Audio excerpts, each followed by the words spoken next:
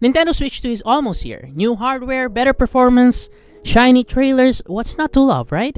But before you claim one, let's talk about what Nintendo doesn't tell you. Because behind the excitement is a company that's been actually quietly milking its fan base for years. With lazy design, overpriced hardware, and anti-consumer practices that haven't gone anywhere. Not to mention their bare minimum policy. If you ever felt like Nintendo gets free pass just because it's nostalgic, this video is for you. Let's talk about it. Let's first start with one of Nintendo's oldest trick, the artificial scarcity. Nintendo's actually known for creating fake scarcity. They have this habit of creating such thing just to boost hype and pressure people into impulse buying. Remember Super Mario 3D All-Stars? It was a collection of retro Mario games put into one. It was such a good deal because it's like a bundle, if you think about it. And guess what? It's limited time only. It was pulled from the digital store for no reason. A classic example of a purely manufactured FOMO. Also, classic consoles like NES and SNES Mini were purposely made in low quantities so that fans would be forced to buy, and that's actually what happened. It sold out really fast, and Nintendo didn't even bother extending or restocking. Now, why is this bad? It's bad because of the scalpers. If you can buy onto these limited time offers, scalpers can also outbuy you.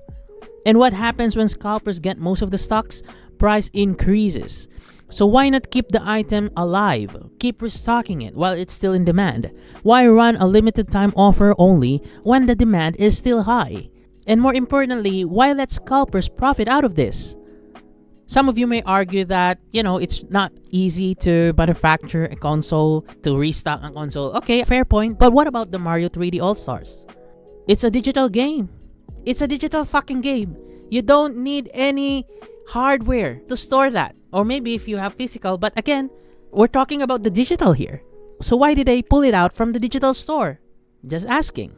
Anyway, to make this point short, they mastered the art of limited run releases to make it seem like you're lucky because you pay full price because it's time limited, when in reality you're actually just being manipulated.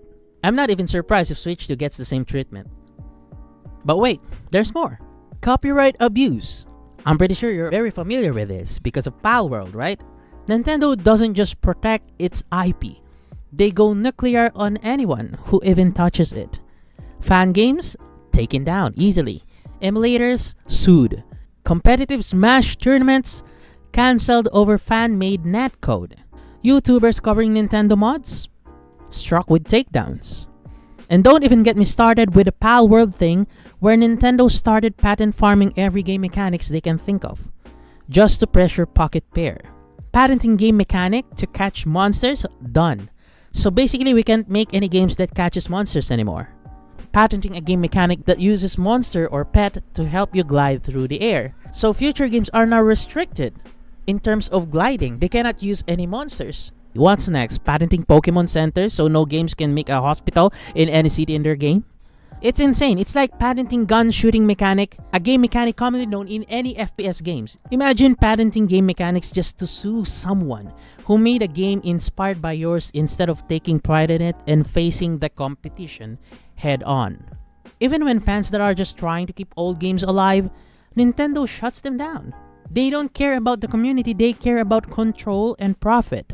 And while they block access to fan projects, they barely give you official options to play those same classic games. They don't even fully support backwards compatibility.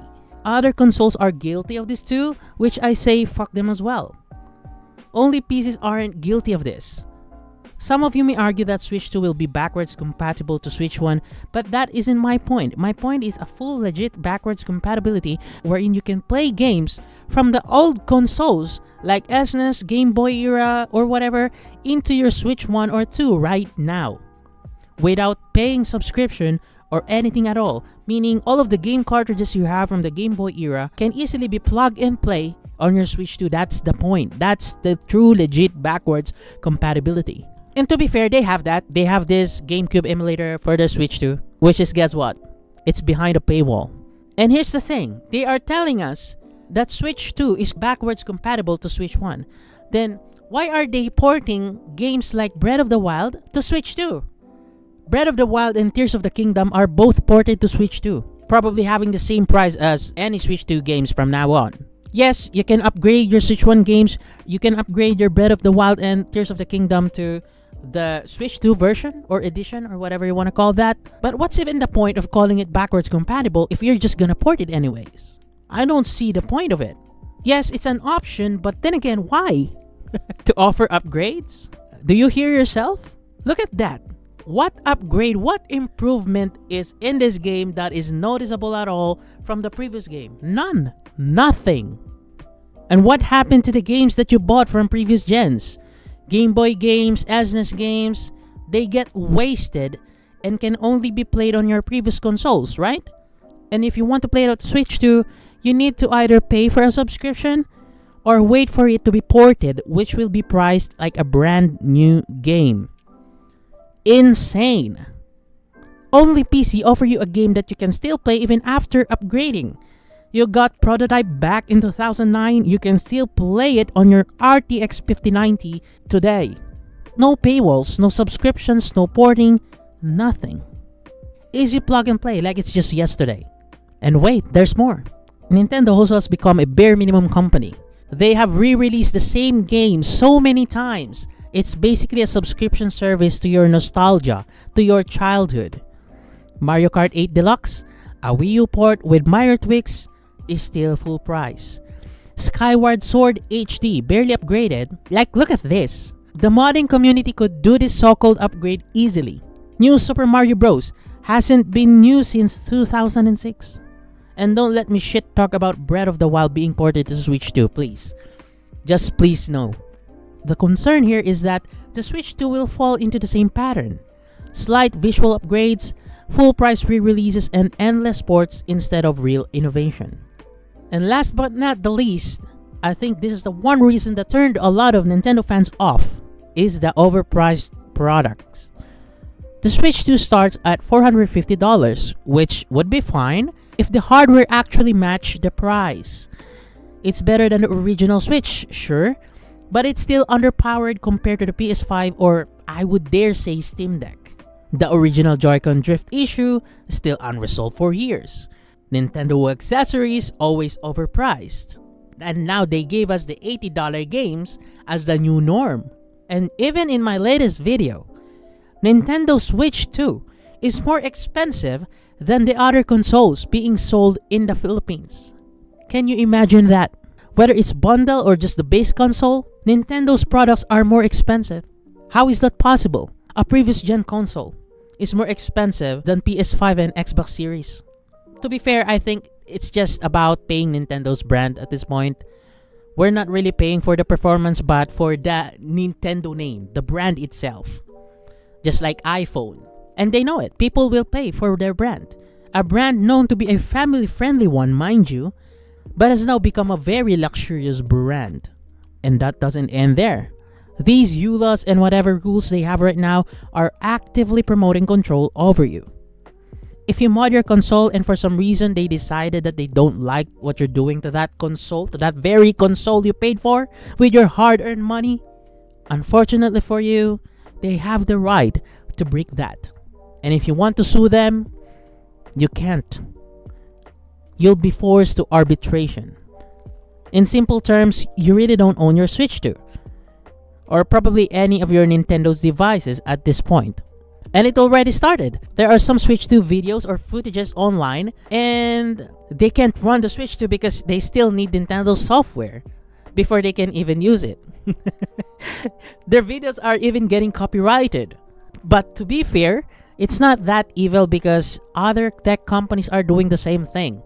But it's a clear sign that they can control your Switch whenever they want to. This is why PC is still better. And to be more aligned to the console topic, Steam Deck is better because Valve doesn't give a fuck about what you do with your Steam Deck. You buy it, you own it. Of course, you might still need to update it, but you can rest easy knowing that they won't break your console anytime. They're just gonna sit there silently enjoying your payment and you won't hear anything from them. They even gave us Steam OS for free, so you can mod your other handheld console or device to make it run faster. Man, at this point, Gaben is the best. Gaben is saving the gaming community. All hail Gaben. Anyway, I digress. The Switch 2 will probably still sell like crazy. And to be fair with them, they will still have great games. And probably have an even diverse game library because now they can run games like Cyberpunk. They still have charming visuals and everything people love about Nintendo, or the Switch one to be precise. All I'm saying is, Switch 2 is gonna be a decent console, if not for Nintendo's doing. Because no matter how great Switch 2 is gonna be, it doesn't excuse how Nintendo treats its fans. From copyright abuse to overpriced products, from lazy ports to manufactured scarcity, this is a company that knows people will defend them no matter what. And if you're one of those who obsessively defends Nintendo, you're part of the problem. Always remember, it's okay to criticize things we love or we're passionate about. That's how we make great decisions in life. So if you're considering buying the Nintendo Switch 2, and even if you already pre-ordered, it's fine. I'm not gonna insult you or anything. You have all the right to do so. One of the greatest things about us Homo sapiens is that we are free to do whatever the fuck we want. And if you already pre-ordered, I genuinely hope you enjoy your Switch 2 experience. But for just this moment, I just want you to ask yourself, is Nintendo's ecosystem really worth getting into? Remember, loyalty should go both ways. And if a company keeps taking advantage of yours, it might be time to rethink that relationship. The Switch 2 isn't just a product, it's actually a test. The question is, how much are you willing to tolerate?